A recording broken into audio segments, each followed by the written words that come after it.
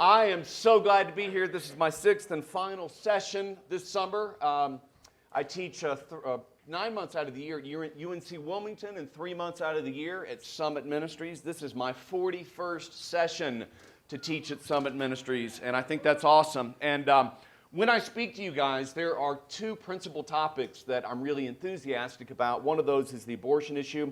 And I'm going to basically switch things around so that we hold off a few days before I come back and give that third hour on abortion.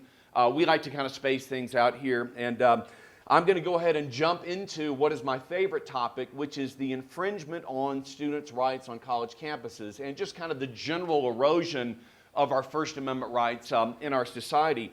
This is a thing I am really into, and I'm going to tell you a little bit about kind of my personal story of how I got involved in the campus free speech movement, and in the process kind of illustrate some problems, the severity of the problems on our campuses.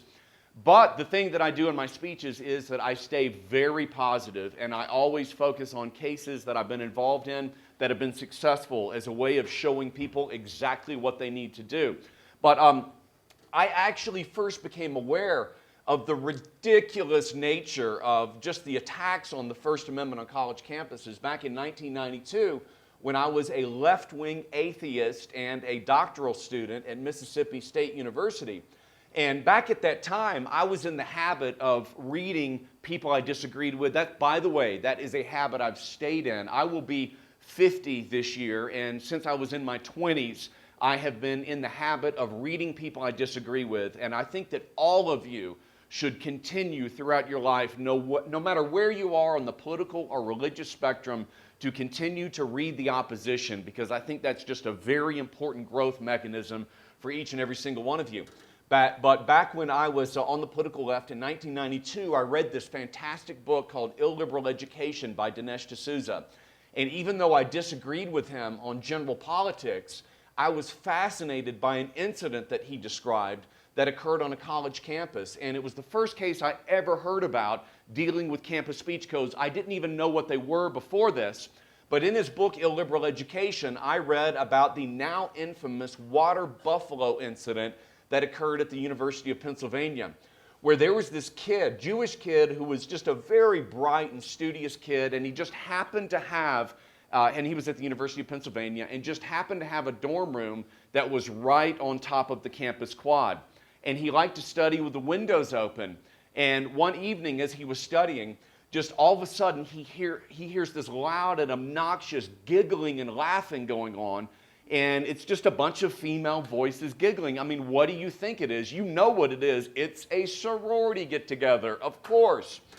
And so he just walks over. By the way, I can say that because I am Greek, by the way. I was a Sigma Chi as an undergraduate, so I can make fun of fraternities. I wasn't homeschooled, so I can't make fun of homeschoolers, but I will anyway. Okay, but no, I'm just teasing. This kid, he walks over to the window to shut it because he's tired of the noise. But before he does that, he kind of sticks his face out a little bit, and he says, "Why don't you shut up, you bunch of water buffaloes?" And then he shuts the window. I know right now you're going, yeah, I do that all the time. When someone's loud and obnoxious, "Shut up, you water buffalo." It's kind of weird, but you know, it just begins as being just an awkward thing to do. But then it gets a little crazy the next day when all of a sudden he gets a knock on his dorm room door.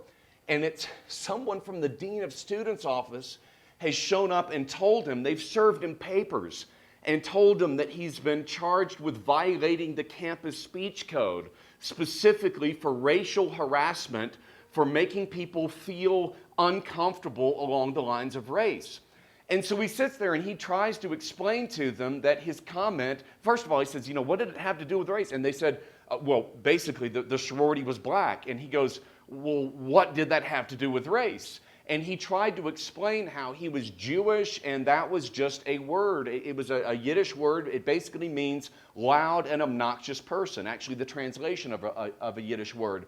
And he explained that to them, and they said, basically, we don't care what you intended. The fact of the matter is that someone was offended, and I did not mean to rhyme that time. Okay, but anyway, this whole crazy thing actually moves forward to a campus proceeding where they're actually charging him with violating the speech code and considering expulsion, when all of a sudden the campus newspaper picks up the story. And they write about it, and they're like, does anyone know what this has to do with race? Fortunately, after the campus newspaper wrote about it, there was this fantastic professor at Pennsylvania. His name is Alan Charles Kors, and he's sort of a libertarian-leaning conservative, also ethnically Jewish.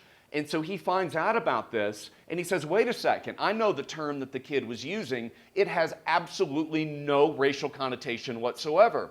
So he decides to write his own opinion piece, but not for the campus paper, instead for the Philadelphia newspaper, so that millions of people read about the ridiculous incident. And as a result of that, the university is so embarrassed that they actually dropped the charges against the kid. Okay, now here's what's interesting about this. He had no intention at all, Alan Charles Kors, of actually getting into, formally speaking, getting into the campus free speech movement. But as a result of writing that op-ed piece, all of a sudden people start to write to him and say, you know, a similar thing happened to me. And what I'm going to do is we're going to put Alan Charles Kors on hold for just a second and bring him back in our story in just a minute. But the good news in the short term was that the University of Pennsylvania decided to drop the charges. And this made me aware of the campus speech codes, so that in the year 1993, when I went off to become a professor at the University of North Carolina at Wilmington, knowing that these ridiculous policies exist, I decided to pick up a copy of our student and faculty handbook and read it when I got there. And I could not believe what I saw that first semester back in the fall of 1993. We actually had a code at the university that said students had a right to be free from offensive speech and to be comfortable at all times, along the lines of race, gender, political orientation, sexual orientation, so on and so forth. Now, as soon as I read this thing, I automatically thought there is no possible way that you can have a ban on offensive speech and make people feel uncomfortable at all times on a college campus. It really reminded me of a very famous quote by Justice Oliver Wendell Holmes when he was writing a dissenting opinion in the case of Gitlow versus New York back in 1925. He had this one sentence that sums up the problem with campus speech codes. He said, every idea is an incitement. Isn't that beautiful? What he was saying is that every idea is potentially offensive to someone. Isn't that true? I mean, don't you know people out there who are offended by the very concept of same-sex marriage? They look at it and they see it just as an abomination, as a moral monstrosity. But at the same time, don't you know people who are offended by opposition to same-sex marriage, so that they automatically think that anyone who's opposed to same-sex marriage is what? Just a bigot, basically operating out of religious animus. That's the concept that Justice Oliver Wendell Holmes was trying to sort of encapsulate with that very brilliant quote. So what I did when I saw that we had a campus speech code was to simply take a copy of that and take it down to my department chair's office, Dr. Stephen McNamee, and I read it to him, and he said, what's the problem? I said, the problem is it's absolutely unconstitutional because you can't possibly police every idea that's potentially offensive and make people feel comfortable at all times. And he responded in a way that was honest. I respect his honesty, but not his idea. He responded, and this was very telling of how college administrators view the First Amendment. Stephen McNamee responded to me and says, but you don't understand. They're not talking about all types of speech. Isn't that a revealing statement? Because we know on our college campuses that they don't go and try and ban every potentially offensive idea, because if that were the case, they would have to shut down the university. No one could talk about anything of any importance whatsoever. What do they really do? They pick and choose winners and losers in the marketplace of ideas. And at that point in 1993, I knew we had a serious potential problem on our hands. But you know what? It didn't affect me personally, because I was a leftist, politically speaking, and I was a rabid atheist at that time. And I had no idea, of course, that later on I was going to convert. And I will circle back around in this story in just a minute, but I want to bring back Alan Charles Kors. Alan Charles Kors is a good friend of a Harvard law professor by the name of Harvey Silverglate, who happens to be a left-leaning libertarian. And even though he's a right-leaning libertarian, Alan and him are just really good friends. And they got together and were talking about kind of the fallout of the water buffalo incident and talking about all of the crazy stories that they would hear on campuses as the problem continued to get worse and worse and worse throughout the 1990s. When all of a sudden, they decided in the year 1998 to sit down and just write a book that would just talk about all of the free speech problems that had been documented from across the country, as well as the due process problems. By the way, if you're ever charged with violating a campus speech code and they're threatening to expel you, at just about every university, they'll put you in a hearing where you have to face the university attorney, but you are not allowed to have an attorney of your own. And it's crazy. It's like the Star Chamber.